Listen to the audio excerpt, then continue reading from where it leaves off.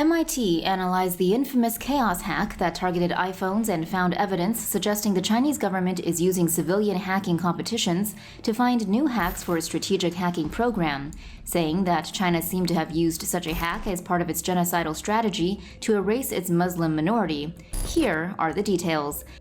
MIT's Technology Review magazine recently analyzed the infamous chaos hack that targeted iPhones in 2018, suggesting that China used a civilian competition to create the hack and then used it to spy on its Uyghur Muslim minority. The U.S. accuses China of committing genocide against its Uyghur population. The magazine linked the hack to a statement made in 2017 by the CEO of the Chinese cybersecurity giant Qihoo 360 when he said Chinese hackers should stop participating in international hacking competitions, as such competitions give tech companies the chance to fix the hacks before China could use it to spy on people. The Chinese government agreed, forbidding its hackers to participate in such competitions. The next year, the first Tianfu Cup competition was held in China, where citizens are forced by law to help Chinese spy agencies. The magazine says that U.S. officials and tech companies later found that the prize-winning hack at that Tianfu Cup was very similar to the hack used later that year to infiltrate iPhones used by Uyghurs. For the past 7 years, China has committed human rights abuses against the Uyghur people and other minority groups in the western province of Xinjiang.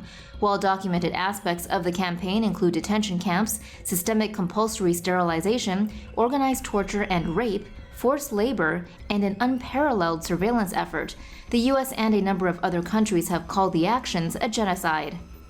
If you're interested in fascinating facts about the world of hacking and cyber espionage, here are some videos about how the internet has been used to attack remote targets.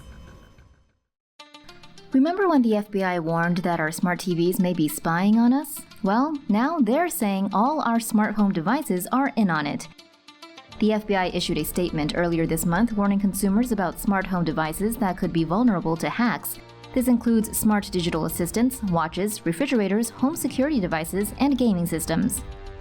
FBI officials explained that these Internet of Things devices are continuously sending and receiving data, but users are typically unaware of how the data is being collected or where exactly it is being transmitted.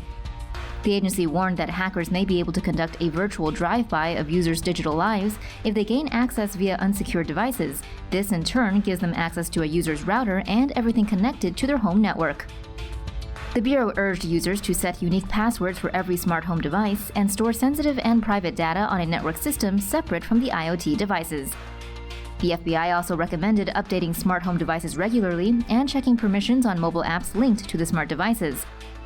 The agency further encouraged users to turn on automatic updates for software, hardware, and operating systems on their smart devices for the latest updates. Apple and Amazon have become the subject of intense speculation after a new report claims their servers were infiltrated by Chinese spy chips. According to a Bloomberg report, a Chinese military unit planted microchips the size of a pencil tip in the motherboards while they were on the production line in China. The compromised hardware was supplied to Supermicro Computer in California and inserted into servers that were used by almost 30 US companies, including Apple and Amazon. With the microchips, Chinese hackers had access to companies' data centers, allowing them to steal information, connect with other servers, and alter operations. US intelligence services allegedly found out about the chips in 2015, around the same time Apple and Amazon discovered the breach on their servers. However, Supermicro, Apple, and Amazon have denied the claims made in the report. The Department of Homeland Security also came out saying it has no reason to doubt the company's statements. A follow-up Bloomberg report points to new evidence from a telecom company where a similar microchip was found embedded in the Ethernet connector of servers sourced from Supermicro. Experts say hardware hacks are a legitimate concern and are far more devastating and harder to detect than software-based incidents. Most are still divided on the validity of the Bloomberg expose and may stay that way until actual concrete evidence, like an actual microchip, somehow surfaces. The AP reports that investigators are blaming China for the hack in January that exposed thousands of servers running Microsoft's Exchange email program. The CEO of cybersecurity firm FireEye, Kevin Mandia, says it seems clear China has now also unleashed an indiscriminate second wave of hacking. The new hack builds on the January hack but strikes much wider.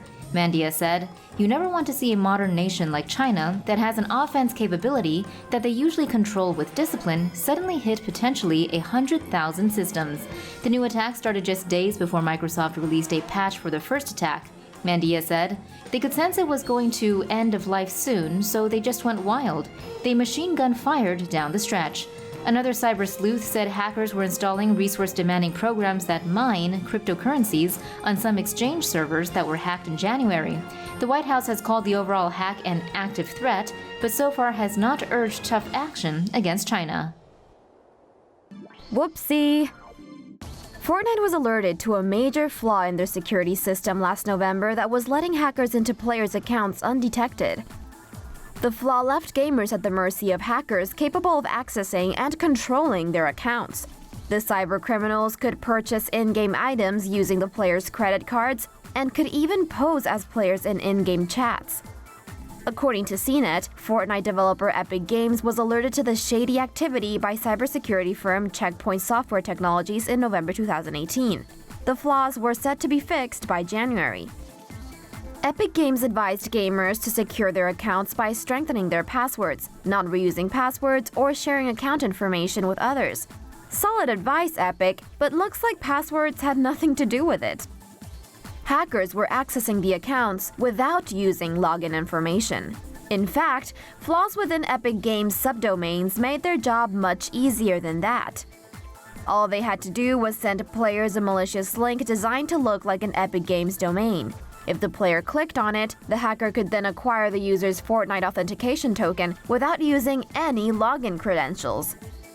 The vulnerability flaws were found in Epic Games' web infrastructure and their use of single sign-on systems. A single sign-on system is a security authentication process that lets a user log into multiple yet independent accounts or applications using only one set of login credentials. Google uses this system to connect a user with all its other applications like YouTube, Google Maps, Drive, and so on.